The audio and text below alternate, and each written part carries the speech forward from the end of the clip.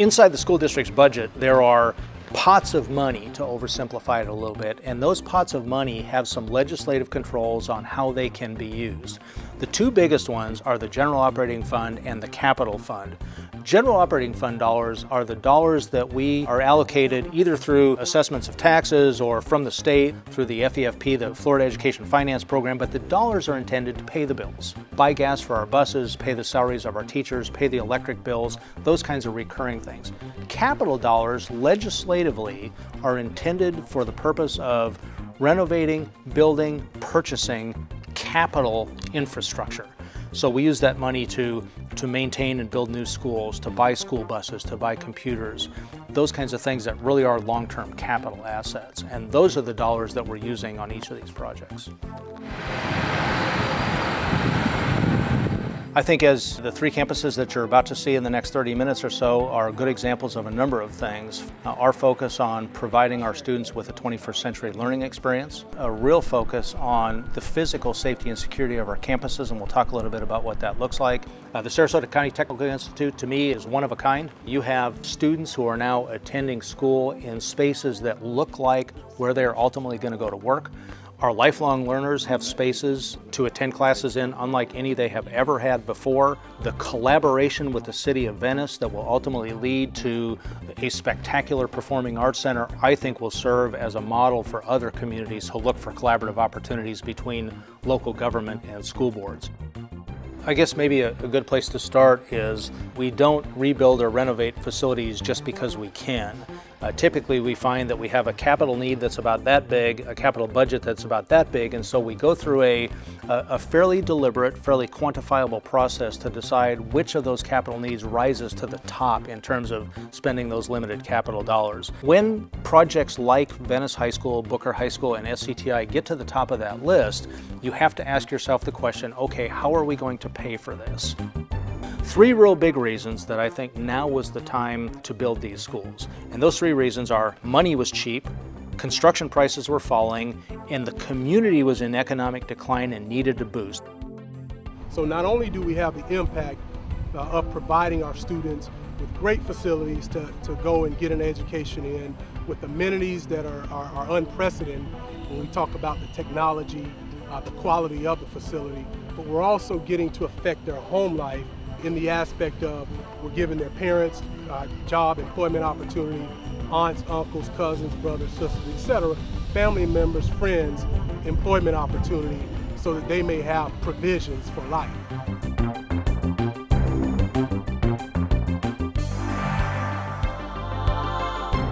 I think to understand the Booker High School legacy, you almost need to go back as far as 1910, which when the namesake of Booker High School, Emma Edwina Booker, moved to Sarasota County, a career educator, a career child advocate, and the Booker schools obviously have a very tight link with Emma Booker. That link is part of the community. Booker High School is our school. It is the black community's school, so we profess ownership in that school and allegiance to it because of the history we have with it. It was an extension of home, and that still exists at Booker High School today. I know because I mentor at that school. So Booker High School is an important part of the lives of folks from my generation and folks even before me. It's an important part of who we are and why we are. I am of the community as well, and I'm a native Sarasota born and raised. My father graduated from Booker High School in 1958. A couple of days ago, I had a meeting with our historical committee, and on that committee we have former graduates, we have alumni, we have former teachers, we have former principals, we have people that graduated from the 50s all the way up to 2009 as a part of that committee. And when I talk about the particular school or hear them talk, there's a sense of pride. They're excited. They feel as though something wonderful is happening in this community. And I also read about this room that you were building over here at this beautiful new school here that you have, and thought I'd come over and maybe donate this to you. And I think our students are absolutely elated with the new facility. And it's not just the physical building being new, but all the other opportunities that come with the building. Well, I like the way they opened up the line of communication, because everybody has their idea on how they should spend the taxpayers' money, but to ask the teachers what we really needed was just really a nice thing to do, you know, because we all have opinions and we work in the facility, and so many times I've been in facilities that just don't work for the students, but it's nice to have something that facilitates the students' needs. When we go into our science room and we see the outstanding preparatory labs that we have, we've expanded our dual enrollment offering, so our students will have more opportunities to earn college credit and earn a certificate that will help them transition to the workforce. Go across the hall, grab a laptop, bring it over here, or you could use your phone to look up what the fines and punishments are for the list of crimes that have been committed. We're going to have our very own law academy, of having a wonderful partnership with Sarasota County Bar Diversity Association, and they have adopted Booker High School. We are converting one of our classrooms into a full courtroom. We have several attorneys and judges that are already on board and ready to offer by way of supporting the curriculum and workshop opportunities for our students. We're going to expand our hospitality and tourism program so that everybody on campus will know that we have all of these CTE programs that they can take. And why is that important with the new Booker? Because these students will leave with a certification. I am marketable, whether they're going to transition to the workforce, transition to college, or if they're just going to go to a technical school, they will have the background, the training, and the expertise to really compete with some of the best of the best. The kids really, really love it. When visitors come from other schools, they walk into our courtyard and they're amazed. I hear language from our students such as, wow, our school looked like a college-looking campus. It's beautiful. This is the courtyard, which is also known as the Eye of the Tornado. And on Friday mornings, we have our football pep rallies. I monitor attendance weekly here at Booker High School, and last week I'm very proud to say our attendance average is 93%. But I'm excited about that because we also have increased enrollment. We have 200 more students than we had previously, and also we have amazing classrooms now. We have more engaging laboratory rooms where our students will have an opportunity to not only experience lab work, but done at a higher, more rigorous level. We're excited about that. We heard a couple of very specific things from the community when we embarked on this project. Number one is we want you to help us maintain that legacy, the history of Booker High School in the Newtown community, and that link.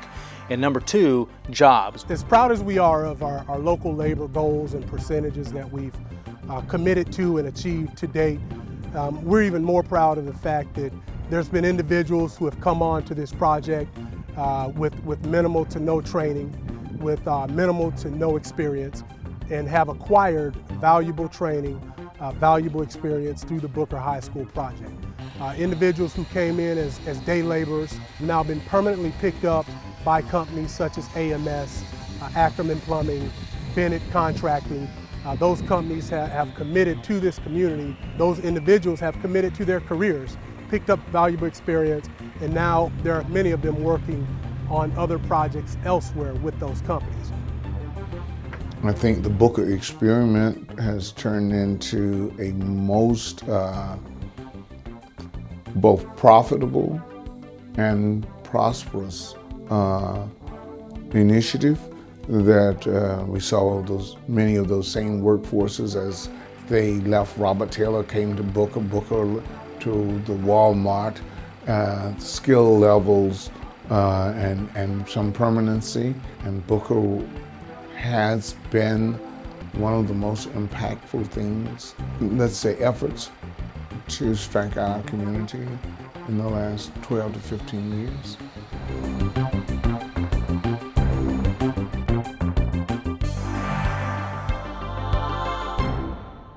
Right now I am doing the tap and die project. We're making a bolt and threading a bolt, and we're also drilling into an aluminum block to put the bolt into this bore right here. It's practice on making bolts. Say you strip a bolt out inside an engine, we can replace it by making new threads. I guess maybe one of the first things to understand about the Sarasota County Technical Institute is they really have three distinctly different kinds of students. They have adult students, they have full-time high school students, and they have part-time high school students. And if the purpose of education is to prepare students for either college of the world of work, think about what that means to those that choose not to go to college. Now, I see the Sarasota County Technical Institute as kind of the completer of that journey. You know, I tell people, I get guilty of using the same phrase over and over again, but I tell everybody that it puts the technical back in our technical institute.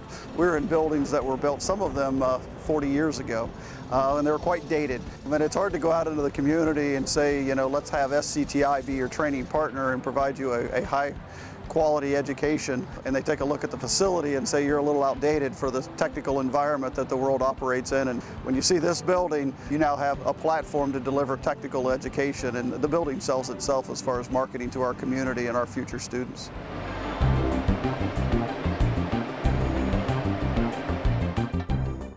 You know, the skills that I picked up at SCTI when I was much younger, I was able to build into a very successful business, and as a successful business owner, I was able to hire employees and they were able to support their families. We do have really good partnerships with a lot of people in the business community and how they rally around their school district. I mean, with the continual passage of the referendum shows that people feel like we're doing a good job. That one's the cutest. And I don't think there's any doubt in anybody's mind now that the community has really supported it, both with students and parents, but also with business partners. And I think they've done a wonderful job. And I'm very thankful for what we have here at SCTI, and CTE's really become mainstream and a lot of reason for kids to stay here rather than move away. I'm trying to give you a fun way to drill for skill. Action, reaction. Action, reaction. You are in control of what happens on that computer. First thing to understand about adult and community enrichment, it is a fee-supported program. What that means is we're not using taxpayers' dollars to pay the teachers or buy the supplies. Those are all being funded through the fees that people pay to attend the program. So we're not using taxpayer dollars, first thing to understand. Second, I guess I think of ACE as part of the quality of life of Sarasota County. When I was raising my kids and working, and now that I'm retired, it means a lot to be able to get back into the art world. It feels like a college class. I learn a lot of stuff and I reintegrate it all the time into stuff that I'm learning to do. There are very few places in Sarasota where you can come and work and take classes. And this one is brand new and it's fabulous.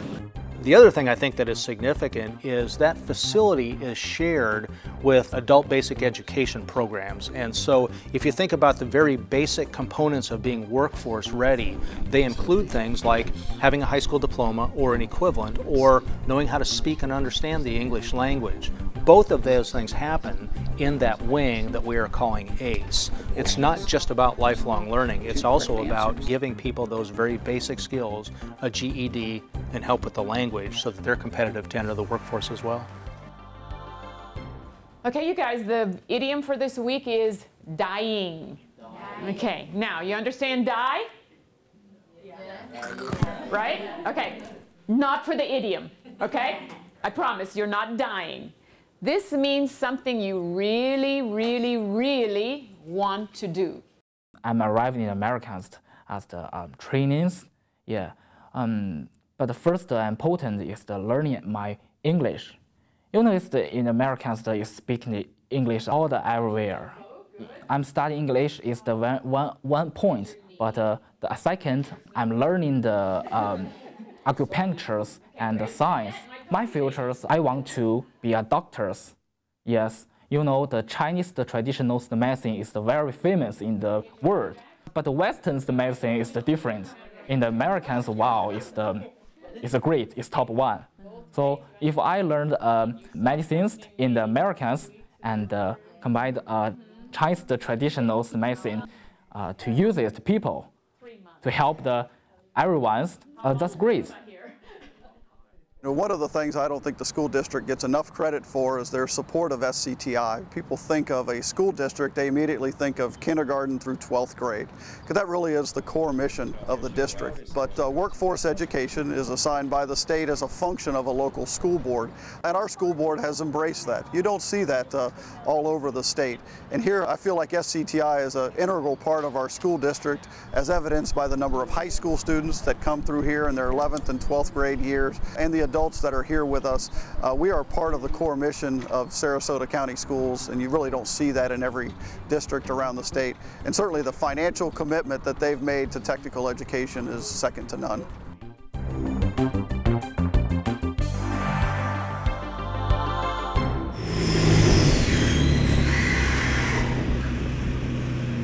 I think Venice High School is an example of moving into the 21st century and building for the long term in a number of ways. If you recall, when we started the project, Venice High School was actually two campuses. It was the old Venice High and the old Venice Elementary School. As a result, you had some 60 buildings that were just kind of spotted around that campus with no real logic to how they were all put together. So your access to that campus was really only limited by your imagination. There were 1,000 ways on and 1,000 ways off. The new campus is really 7 buildings built around a center courtyard. All of those buildings are connected with architectural fencing. So from the outside, all the doors, all the gates are locked. And if you go to visit the school, the only way onto that campus is through administration. If you walk on that campus today, very different experience. You find flexible learning spaces. You find collaborative spaces that teachers can use together to bring 3 or 4 classes of students together in a collaborative space, but then very quickly adapt that space to 3 classrooms so you could go back into a more traditional mode. Flexible career and technical education learning spaces, flexible in the sense that because of the things like the flooring and the cabinetry, they can convert from one program to the next very, very simply and quickly. It's really nice because our old campus had a very open feel to it because it was multiple one-level buildings. So when we first opened up the new classroom building, which is 3 stories, students made some comments like, wow, this is great. Who wouldn't want to go to this school, Mr. Church? This is such a beautiful campus and it's a great school. And, it really made me feel a lot of pride with that because the students here, again, many of their parents went here, sometimes their mother and father, their grandfather, grandmothers, aunts and uncles. And, some of them, again, were the old Venice High School is gone. And when they see the new school, the reaction is, wow. One of the neatest features, I think, about Venice High School is their media center. They have a media center unlike any other in our district today. It is a bit more kind of Barnes and Noble-ish. And what I mean by that is you will see fewer books, not 0, but fewer books and more technology. And if you think about the way kids are interacting with the world around them today, that makes sense. High top tables that are designed for kids to sit around and collaborate. Comfortable, soft furniture in places where if you want to go off by yourself and read, you can do that. So I see Venice's media center as the example of how high school media centers ought to look like today and in the future. Education has changed tremendously with the introduction of the technology, and I know that's a broad-based term, but the way that students do things now is very different. We don't go back to the Dewey Decimal System. We don't go to a card catalog to research anymore. And not that that wasn't an efficient way at the time, but we have much more efficient ways, and the information through technology, it's all immediate. And it's a wide range. So when you want to do some research on a country, on a topic, you're going to get multiple sources. So now you're looking at multiple sources to really get more information, which truly is just more informative for a student. So they're having access at a much broader basis. It's not district-wide, it's not statewide, it's not nationwide, it's international. And so our students are really honestly getting an experience that truly many of us did not have when we went to school. So the technology has actually enhanced learning opportunities. Most of the buildings at Venice High School are new, not all of them, and really that's based on the age of the building. It frankly just doesn't make sense to tear down buildings that are newer. One of those buildings was their old media center, which is kind of unique. It's the building with the green metal roof. So we didn't want to tear that down, still a new building. It just didn't fit into the site plan very well, so we converted it to their cafeteria.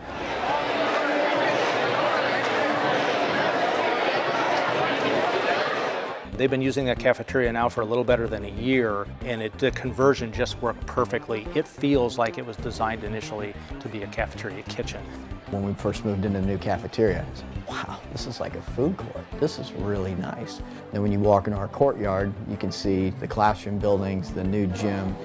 It definitely has really brought up, I think, a sense of pride with the students, and I think they're very proud of their campus. Let's talk a little bit about the collaboration for the Venice Performing Arts Center. And notice I didn't say Venice High Performing Arts Center, I said Venice Performing Arts Center because it really will be a community asset. The collaboration was really in addition to the school board among 4 key players, more than that certainly at the table, but 4 key players, beginning with the City of Venice. In 2007, we were renewing our 1-cent sales tax, and the #1 thing that people came in telling us that they wanted to spend that money on was a performing arts center. And once again, even with that revenue coming in, there was not enough money to build a really quality performing arts center. However, the school board at that time was about to rebuild Venice High School, and it was a fabulous opportunity for us to get together and partner and build a facility that would not only serve the students, but also the community in general. One of the major things for us, and really wonderfully proud of having it, is the relationship with the school board to be able to take over the old, what was the music department of Venice High School, and allow that to become our rehearsal education center for the Venice Symphony. That being said, we have 2 other partners with us, which is the Venice Concert Band, which also will be a sublease, has much lighter schedule, and the Exaltati singing group here in Venice. So between the 3 of us, we are sort of forming the performing arts organizations, the original ones. Those performing arts groups practice and perform around the city of Venice and any place that they can kind of find, and so they've needed a home too. Very early in our collaboration with the city of Venice, it became clear that we had an opportunity here. They were realistic and practical with us, I think, in terms of their expectations. We were realistic and practical, I think, in terms of what we thought we could really do. But what we said essentially is, here's what it costs to build a high school auditorium. Here's what it costs to build a professional performing arts center.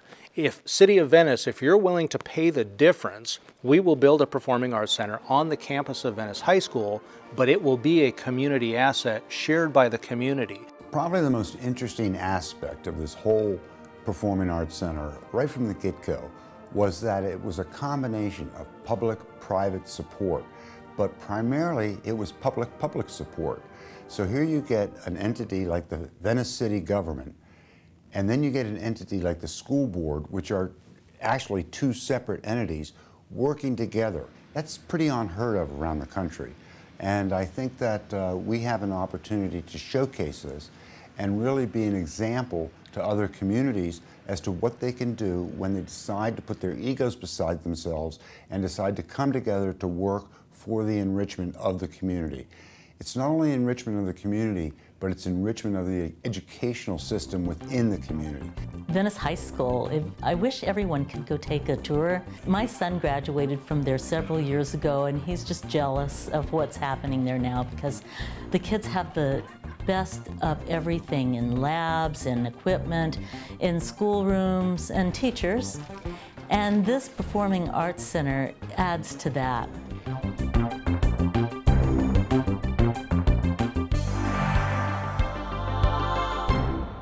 I think what you've seen is 3 absolutely beautiful facility renovations or rebuilds: Booker High School, Venice High School, and the Sarasota County Technical Institute.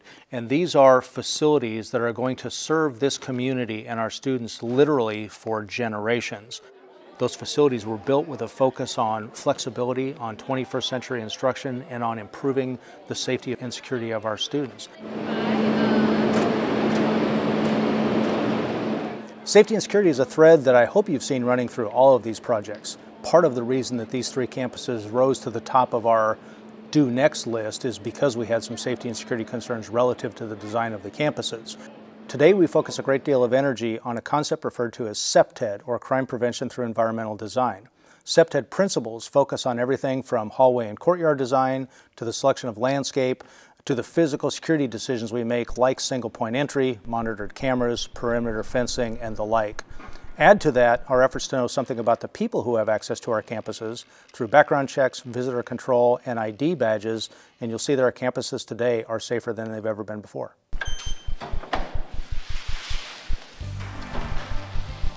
At Booker High, you have seen the demolition of an old campus that included almost 40 buildings, the oldest of which was built in 1953. What we have today is a very safe and secure campus built around a center courtyard. We have found a meaningful and beautiful way to maintain the legacy of Booker High School, the Newtown community, and the relationship of those two, and the impacts of our labor commitments to keep jobs local had an enormous impact both on the North Sarasota community and on the counties in and around Sarasota. Most of our classrooms are in this building. These are the science rooms. If you go behind there, in that door back there, we do have the TO labs. And then you have science classrooms where you can do different experiments. They're really upgraded. They're like college classrooms. I would welcome and invite them to come to Booker High School so that they can see their tax-paying dollars in action, so they can recognize and hopefully believe that their funds are not being wasted. With more than 70% of our students on free and reduced lunch and more than 67% of them being minority, you can actually see more evidence of how we are using those funds. Just like any other school, we have the same resource and services, and our students are benefiting. Our graduation rate is definitely increasing because of those funds that we're able to use. Our dropout rate is decreasing because of it, and we're having more and more of our students who are graduating and going to colleges and universities and graduating.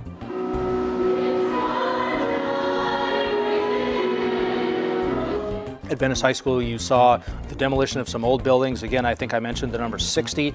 That 60 is now down to students interacting with about 7 of those buildings built around a center courtyard. Lots of technology, 21st century instruction. It really has raised the bar with what our teachers have been able to do with the resources that they have. And you can see the instructional level just elevate. Kids are really engaged, they're excited, they're learning, they're interactive. So that's what's really exciting about having this new facility and really seeing what's going on in those classrooms. So this patient may have been post-op and not been able to breathe enough on their own, so the trach is put in. If you turn around, will you share the trachs? Dr. Bowden uses the phrase all the time, career in a year, and I think that happens because of the Sarasota County Technical Institute. Career in a year is real. The other thing that's significant is technical education works best when the students are learning and accepting training in facilities that look like the ones that they're ultimately going to go to work in. And if you walk around this campus today and you enter the cosmetology school or the culinary arts program or some of the medical spaces, tech tots, and now with the new phase being open, automotive and marine mechanics, when you walk into those spaces, they look and feel just like the places that our students will ultimately go to work in. That looks like that. Right, so they're talking about this one and this one? Because this is a different line coming across. Being an adult, it was great. I came in actually having very little knowledge, and being a woman, I was very intimidated walking to what's known as a man's world. And my first class, I had a fantastic group of guys that were right beside me, and they supported me the whole time, the whole way through. Anything I didn't understand, they were right there. The teachers were amazing, very encouraging. It just lets you know that there's other things out there. If you're looking to have a changing career, this school offers many, many different programs. I got to tell you, it's more than I ever hoped for. When we started doing the planning phase, you start with kind of some space allocations and you look at what your building needs will be over a 40 or 50 year time period. Then you get down to kind of an individual level of starting to look at programs. The planning that took place on this building involved literally hundreds of people, from architects to engineers to our instructors played a very active role. And to see it come together in a building like this is pretty incredible. Maybe as a closing comment, as a community, I think we have just thousands of reasons to be proud of our public education system. Teachers doing things in classrooms every day that would just amaze you if you could spend time there. Students are opening doors to opportunities that only a day ago they didn't even know existed. Those opportunities are happening in facilities like Booker High School, Venice High School, and the Sarasota County Technical Institute. I spent a career in the military, got to travel a lot of this planet, and I would tell you that I would stack our facilities up against any in the world. And as I enter into our facilities almost on a daily basis, I continue to be struck by how open our community is, how supportive our community is of public education in a way that provides our students access to these facilities that truly are second to none. We realize that these are the community's assets. They are supporting the community's students, whether they be adults or traditional K-12 kids.